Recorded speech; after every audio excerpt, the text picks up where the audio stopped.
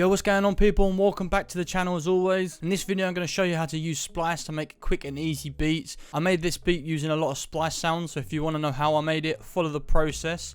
Subscribe down below if you haven't already, and follow my Instagram that's going to be on the screen, and then let's get straight into it.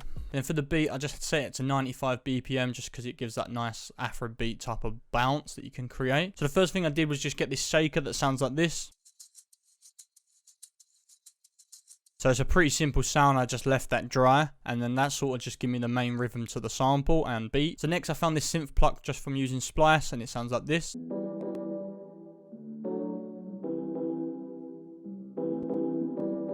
So yeah, that's a very nice like stab chord pluck sound that just fits in perfect with that vibe. So what I've done with that, I've just EQ'd out some lows because it was very like bassy, and then I just use this mid-side matrix to just take the width and expand it and just get rid of the middle, so it's just more of an atmosphere. It just loses the cutting edge of the plucked attack, which sounds good. So after that I found that this mute guitar which sounds like this.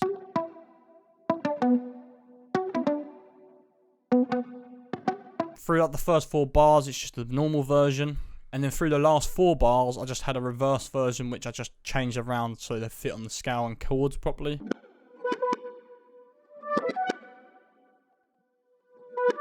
And what I like about the reverse version is it just bounces off the drums as you'll see, and it just fits in that whole like Afrobeat vibe. So next I just wanted to create that bounce and just have more direction of the whole beat.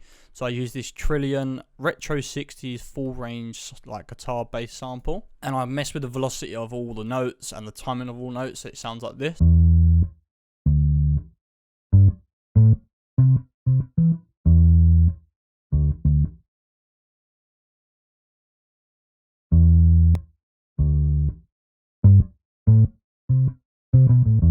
And what I like about the last 4 bars, as you see, they just go up and down. It just gives it a cool like vibe. And as you see again, it will bounce off the drums because there's going to be like a break, and that just gives another like different rhythm to the whole sample and beat. So what I did with this bass is just had like this chorus slap bass that I always use. Then I just took out a lot of highs and just some lows just so it fit in the like frequency range a bit better. So with them up and down bass riffs that I had, I just wanted to place a flute in the pocket. So I just had this flute that just feeds off the guitar so well. And again, just subtle reverb, EQ, and then I just use this dual delay so it just has like a longer spread and fullness to the whole flute. Then again on Splice I just found this electric guitar that sounds like this, and I've sort of chopped it up so it just bounces off the guitars and all the other sounds well.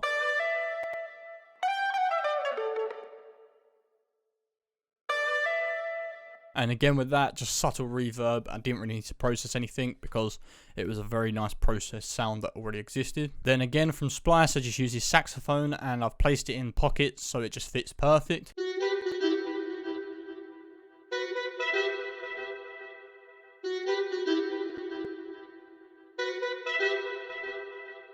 And that just fits in the aesthetic and vibe that the whole beat's going for. And again, quite a heavy reverb just to drown it out a little bit so it has just a nice vibe to it. Then again, just a ping pong delay so it's just feeding in different pockets, just filling in some space. And then lastly, I just added these vocals from Splice that sound like this.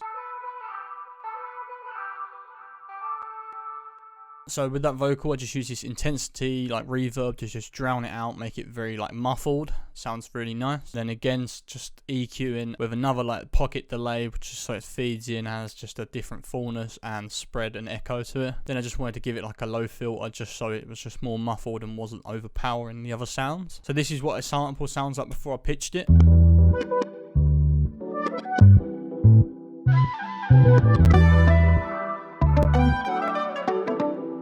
So yeah, that's a very nice, everything is just placing it in all the pockets perfect, so much space, and just gives that natural rhythm that I can add. So once I had the sample, I just brought it down by 3 semitones just to make it a lower tone. So with the drums, all I did was add this extra perk loop, just sounds like this.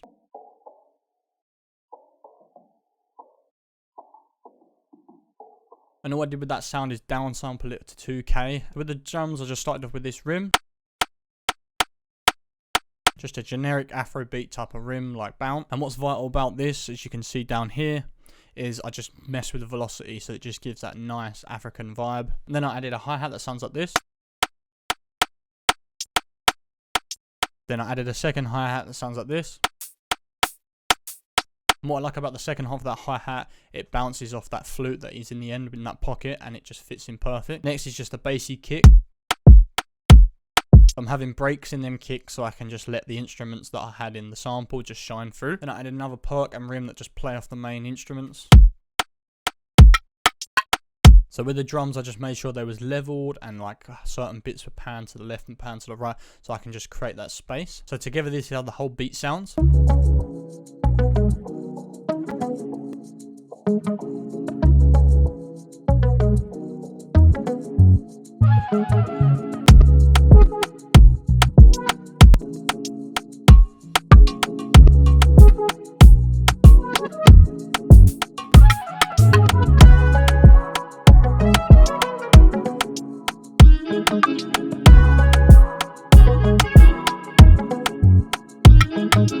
So yeah, that is the whole beat. It came out very majestic. It's a beautiful beat that I really like. If you're ever stuck on ideas of how to make chords and stuff like that, just using splice. See, I used every sound pretty much as a splice sound and just layered them on top of each other. It's just quick and easy. And what's good about using like splice sounds, it just gets your creativity a little bit back. So if you like this video, you know what to do, people.